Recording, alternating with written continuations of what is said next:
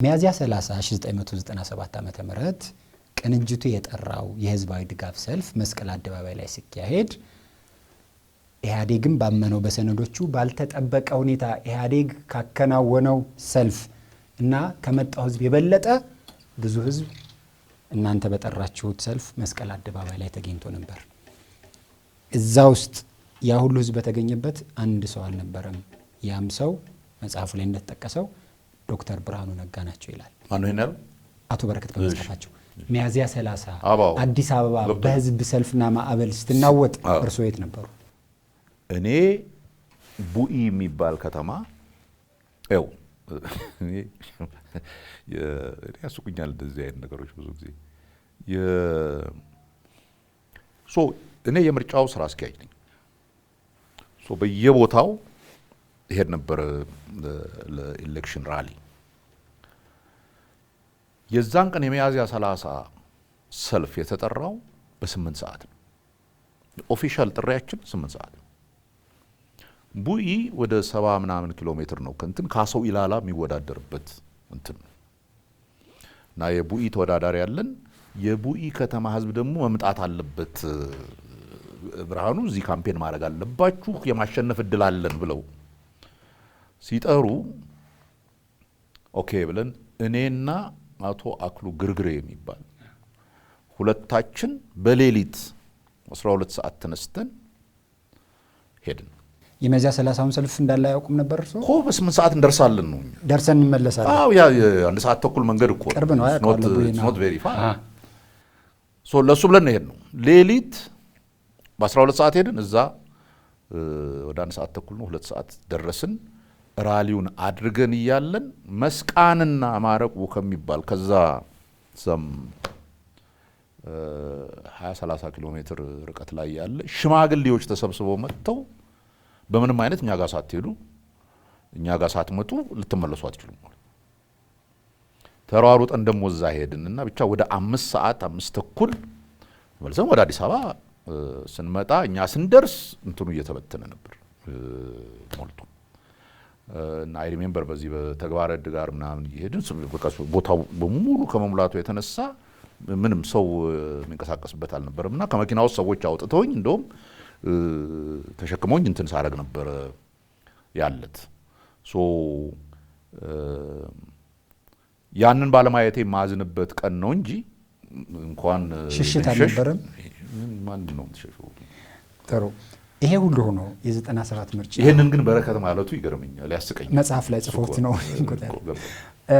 ይሄ ሁሉ ተካሂዶ ምርጫው ተከናወነና ምርጫው ከተከናወነ በኋላ አዲስ አበባን በተመለከተ ስፔሲፊክ ማሳንፈ ኢህአዴግ ራሱ ባመነው በዝረራ የተሸነፍንበት ባለው አዲስ አበባ ላይ እናንተ አሸንፋችሁ እያለ እንዴት የአዲስ አበባ ከተማ አስተዳደርን ተረክቦ ለማስተዳደር ለምን እምቢ ያላችሁና ለምን አልተረከባችሁ?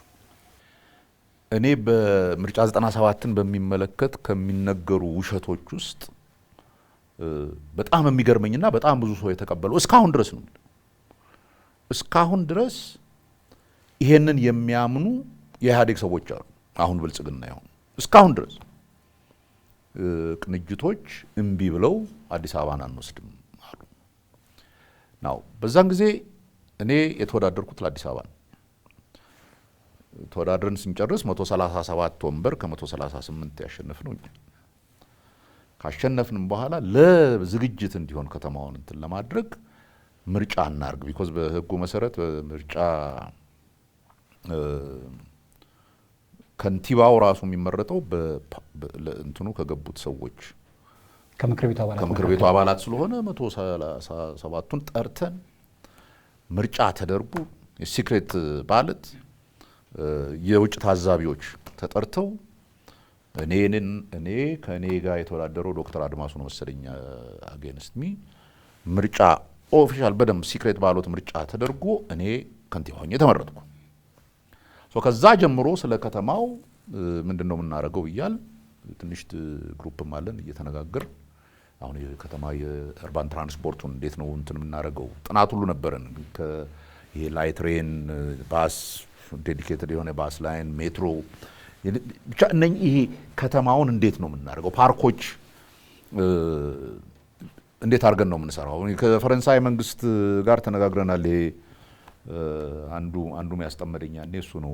ይሄን የሚያክል ቦታ ይዛችሁ እንትን ከምትሉ ያው ከላይ ያለውን ለምን አተውትምና ፓርክ አናደርገውም ለህብረተሰቡ ወይም ዴዲኬት አድርጋችሁ ስጡ ምናምን። እኛ ስንረከብ የምናደርገውን ነገር በሚመለከት እንሰራ ነው። ኢንፋክት በዛም ምክንያት እንደውም የስራ አስፈጻሚ ምርጫ በነበረ ጊዜ እኔ አልወዳደርም፣ ስራ አስፈጻሚ ውስጥ አልገባም።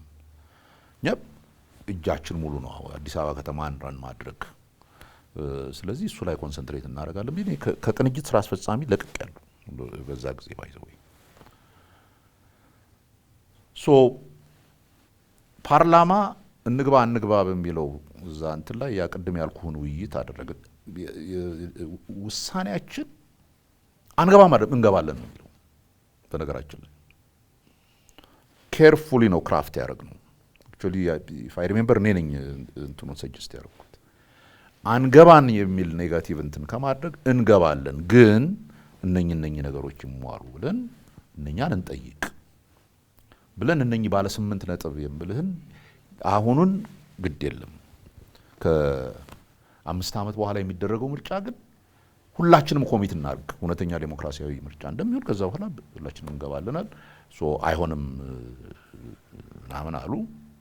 ልክ የፓርላማው የሚከፈት ቀን የአዲስ አበባ ከተማ ምክር ቤት የሚደረግበት ቀን እኔ ከቤቴ ወጥቼ በመኪና እየሄድኩ ስልክ ተደወለልኝ። አቶ ተስፋ ይባላል ያኔ የምርጫ ቦርድ ዋና ጸሐፊ ነው።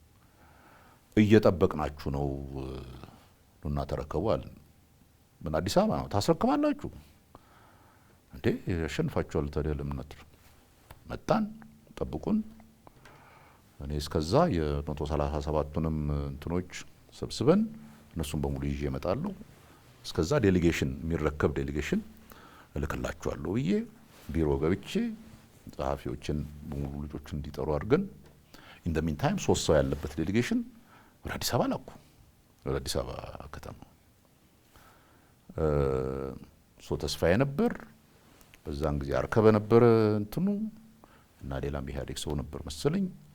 ሄዶ ለምን መጣችሁ አሏቸው። እንዴ ጠርተህን የለም እንዴ ተረከቡ ብለህ? አዎ ጠርቼ ነበር፣ ኢህአዴግም ቢያለ እናስረክብም ብሏልና ርክክብ ሊካሄድ አይችልም፣ ሂዱ ተመለሱ። ይሄን ያለው ለምርጫ ቦርዱ ዋና ጸሐፊው ለአቶ ተስፋዬ ነው ወይስ ደግሞ እርስዎ ለላኳቸው ሰዎች ነው? እኔ ለላኳቸው ሰዎች ሊረከቡ ርክክብ ሊያደርጉ ለሄዱት ሰዎች አናስረክብም ብሏል ኢህአዴግና አትረከቡም። የምርጫ ቦርዱ ዋና ጸሐፊ ናቸው ይሄንን የሚለው። አዎ ኢህአዴግ አላስረክብም ብሏል፣ ምንም ማድረግ አልችልም ያለ እና ኮንቲኒየስሊ ሁልጊዜ እኔ ስንት ጊዜ ተናግሬዋለሁ ይሄን ነገር ሁልጊዜ ቅንጅት አልረከብም ብሎ። ከዛ በኋላ በዚህ ጉዳይ ላይ አንደኛ እርስዎን በተደጋጋሚ እንደሚሉት በረከት ጋር በተለያዩ ሁኔታዎችና ጉዳዮች ተገናኝተዋል። ይህን ጉዳይ አላነሱላቸውም? ለምንድን ነው ማታስረክቡ? ከዛ በኋላ ተገናኘንም ከበረከት ጋር። ከዛ በኋላ አልተገናኛቸው? ከበረከት ጋር እኔና በረከት የተገናኘነው ምርጫ ላስት ሚቲንግ ያደረግነው ምርጫ ሊሆን 3 ይሄ እንትን ያለቀ ቀን ካምፔን ቅስቀሳ የቆመ ቀን አይ ቲንክ ሐሙስ ቀን ይመስለኛል። አብዱል የሚባል የዚህ ኢንተር አፍሪካ ግሩፕ እንትን ነበር። በኋላ ወደ ግጭት እንዳይሆን በሰላማዊ መንገድ እንዲሆን እስኪ ቁጭ በሉና ተነጋገር። እንግዲህ በረከት ያዝን ጊዜ የኢህአዴግ እንትን ነው፣ እኔ የቅንጅት እንትን በፊትም እንገናኝ በየ2 ሳምንቱ ግጭት ውስጥ እንዳይገባ እንትኑን ያል እየተገናኘን እኛ ሰዎች ሲታሰሩብን የሚታሰሩ ይባላል ያስለቅቅልናል። በረከት ጋር የተገናኘ ነው 3 ቀን ሲቀረው ነው። ኤንድ አይ ቶልድ ሂም ፍርሃቴ ደግሞ እናንተ ሰዎች ካምፔን እያደረጋችሁ አይደለም፣ በጣም እርግጠኛ ሆናችሁ ነው የምታደርጉት። በኋላ አንድ ነገር ቢፈጠር እናንተን ባታደርጉ ወደ ግጭት ትወስዱታላችሁና ምን እየሆናችሁ ነው አልኩት። ምን እናሸንፋለን ብላችሁ ታስባላችሁ? ያ መቼም ሙሉ ለሙሉ እንኳን ባናሸንፍ እንደው አዲስ አበባን እንደው ምንም ዳውት የለኝም እንደምናሸንፍ፣ ግን ከዛም በላይ የምናሸንፍ ይመስለኛል። በየክልሉ እየሄድኩ የማየው የህዝብ ስሜትና እንትን ይሄንን ነው የሚነግረኝ። አንድ ሰው አዲስ አበባ ታሸንፉም አለኝ። this is 3 days before አንድ መቀመጫ አዲስ አበባ ታሸንፉም አለኝ። በጠርሙስ ውስኪ ተወራረድ። that is the last time I have a conversation ከዛ በኋላ አንዲት ልጅ ኮተቤ ያለች መንገድ ላይ ገለዋል።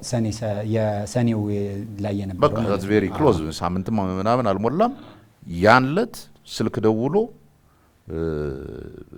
ደም እንትና አቃባችሁን አይደለም አለና ዘጋብኝ። that was the last conversation። ስለዚህ እናንተ እንድትረከቡ ሄዳችሁ አናስረክብም ከተባላችሁ በኋላ የምትጠይቁበት እድልም ጊዜም አልነበረም አሉ። ምን ተፈጠረ ከዛ በኋላ አናስረክብም ካሏችሁ? በቃኛ እስር ቤት ገባን።